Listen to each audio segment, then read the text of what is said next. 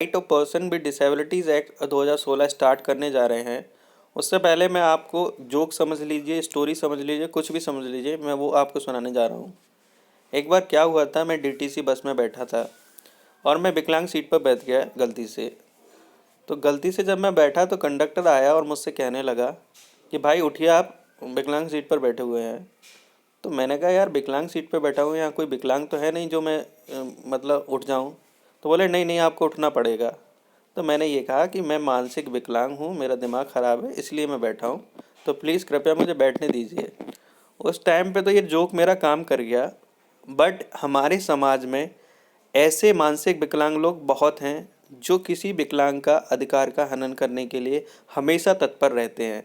तो ऐसे विकलांगों को, ऐसे जो विकलांग हैं, उनको जो है समाज में सही रखने के लिए, यानी जो अपंग है मानसिक रूप से, आंशिक रूप से या जो है पूर्ण रूप से, उनको सुरक्षित रखने के लिए right of person with disabilities act 2016 आया कि भाई समाज में हर एक बंदे को अधिकार है समान अवसर का, उनको जो है समान आइडेंटिटी का। किसी को हम लूला लंगड़ा बहरा कह के नहीं बुलाएंगे, उनको इज्जत देंगे जो इज्जत वो डिज़र्व करते हैं। ठीक है, तो ये इस एक्ट का मोटो था जो 2016 में ये एक्ट आया। देखिए, मानव जो है क्रिएशन है अल्टीमेट गॉड का। ठीक है, उसको या तो वो बचपन से आपका जो है विकलांग हो सकता है, या कोई परिस्थिति ऐसी आ सकती है, मान लीजिए कोई एक्सीडेंट हो गया तो विकलांग हो गया। तो हमें किसी भी समाज के किसी भी बंदे का हमें जो है मजाक नहीं उड़ाना चाहिए। ये जो है इस एक्ट के थ्रू हम जो है समझेंगे कि कैसे कैसे हमें rights of person with disabilities दे रखे हैं। तो ये एक्ट आपका हम स्टार्ट करने जा रहे हैं। ये आपका ज्यूरिस्प्रूडेंस इसेंस समझ लीजिए इसको, कि विकलांगों को, चाहे वो आंशिक रूप से हैं चाहे वो पूर्ण रूप से हैं, उनको समाज में इज्जत देना और जो है उनके राइट्स को बचा के रखना इस एक्ट का मेन मोटो है। तो उसके बाद हम देख लेते हैं ज्यूरिस्प्रूडेंशियल इसेंस। आपका ज्यूरिस्प्रूडेंशियल इसेंस वैसे हो गया है, तो हम person with disabilities act start करते हैं 2016 का। तो ये जो है एक्ट नंबर 49 है 2016 का, 49वां एक्ट है। इसकी जो एसेंट डेट है वो आपकी 27 दिसंबर 2016 है। इसके मैं पढ़ देता हूँ, उसके बाद मैं आपको हिंदी में समझा दूंगा क्या मतलब है।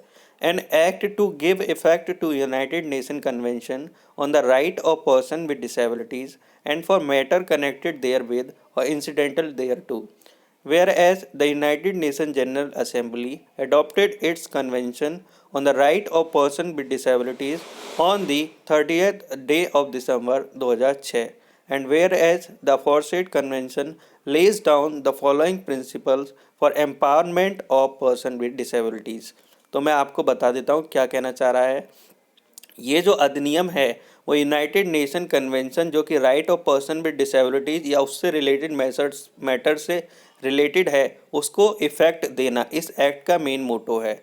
उसके बाद जो आपका कन्वेंशन था वो यूनाइटेड नेशन जनरल असेंबली ने 13 दिसंबर 2006 को अडॉप्ट किया था, जो कि नाम है आपका right of person with disabilities convention. आप इसके बाद हम देख लेते हैं, इसमें कुछ फॉलोइंग प्रिंसिपल्स हैं, यानी कुछ नियम हैं जो कि क्या कहते हैं empowerment of person with disability से बात करते हैं। तो वो क्या क्या नियम है वो देख लेते हैं। सबसे पहला है respect for inherent dignity, individual autonomy and including the freedom to make one's own choices and independence of person, यानी कि इनहेरेंट डिग्निटी की उनकी रिस्पेक्ट करना, उनकी इंडिविजुअल ऑटोनॉमी को मेंटेन करना। जो कि क्या कहते हैं इंडिविजुअल ऑटोनॉमी आपका क्या आ सकता है, वो उनकी खुद की चॉइस। वो मान लो खेलना चाहते हैं तो उनको उसके लिए बढ़ावा देना, वो मान लीजिए पढ़ना चाहते हैं तो उनके लिए उसके लिए बढ़ावा देना, मान लीजिए वो मैरिज करना चाहते हैं तो उनको उनकी चॉइस की, मतलब जो भी उनकी चॉइस है, जो वैलिड चॉइस है, उसको जो है बढ़ावा देना। एंड इंडिपेंडेंस ऑफ पर्सन, और उनकी जो है स्वतंत्रता को जो है आपका मेंटेन कराना, ये आपका इंडिविजुअल ऑटोनॉमी के तहत आता है। उसके बाद बी पॉइंट देख लेते हैं, नॉन डिस्क्रिमिनेशन, मतलब कोई भेदभाव नहीं होगा समाज में उनसे, उन्हें किसी से कम नहीं समझा जाएगा, उनको सबके बराबर समझा जाएगा।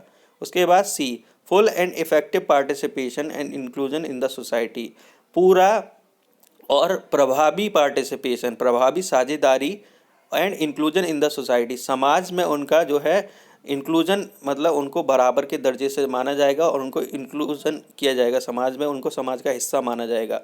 उसके बाद डी पॉइंट आपका देख लेते हैं, respect for difference and acceptance of person with disabilities, यानी कि वो डिसेबल है तो वो थोड़े तो डिफरेंट होंगे, जो पर्सन आपका जो है बिना डिसेबिलिटीज़ वाला है यानी कि सही पर्सन है उससे कुछ तो डिफरेंट होंगे वो, तो उसकी एक्सेप्टेंस कैसे करनी चाहिए हमको, जैसा कि वो ह्यूमन डाइवर्सिटी, क्योंकि मानव विभिन्नताएं होती हैं। मान लीजिए कोई नाटा पैदा होता है, कोई लंबा पैदा होता है, कोई क्या कहते हैं आपका काला होता है, कोई गोरा होता है, तो उसी हिसाब से डाइवर्सिटी को हमें जो है प्रमोट करना है कि भाई वो जो है मानव विभिन्नताओं का हिस्सा है, और मानवता को प्रमोट करना ये भी इस एक्ट का जो है एक प्रिंसिपल्स है। उसके बाद इक्वालिटी ऑफ अपॉर्चुनिटी, समानता का अवसर, उन्हें हर एक जॉब में इक्वालिटी ऑफ अपॉर्चुनिटी देनी चाहिए, उन्हें समानता देनी चाहिए कि भाई ये वो जॉब कर सकते हैं। मान लीजिए कोई जॉब आ रही है, कोई पोस्ट आ रही है, तो हाँ वो भी भर सकते हैं, विकलांग लोग भी भर सकते हैं, तो इक्वालिटी ऑफ अपॉर्चुनिटी भी देना।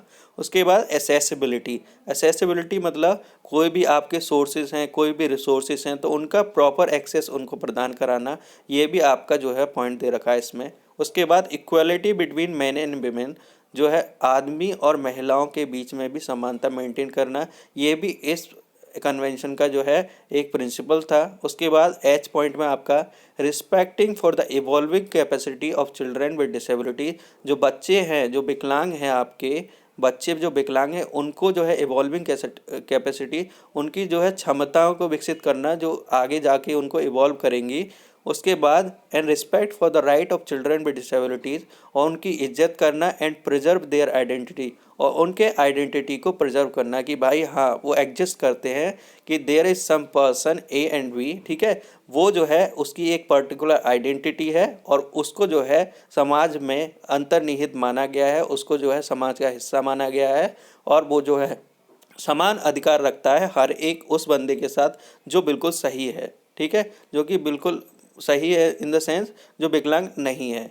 उसके बाद and whereas India is a signatory to the said convention, और ये भी कहा गया है कि इंडिया जो है इस कन्वेंशन का सिग्नेटरी था। इंडिया ने ये कन्वेंशन 1 अक्टूबर 2007 को आपका रेटिफाइड किया था, और क्या कहते हैं ये जो है ये भी कंसिडर किया गया था जहाँ जहाँ ज़रूरत होगी हम इस कन्वेंशन को इम्प्लीमेंट करेंगे इस एक्ट के थ्रू। उसके बाद ये एक्ट आपका 67th year of Republic of India में जो है इनेक्ट होता है। 67th ईयर मतलब 2016 जो है आपकी रिपब्लिक की, मतलब आफ्टर 1950 वो जो है हम इस डेट को हम इस ईयर को हम इनेक्ट करते हैं। धन्यवाद।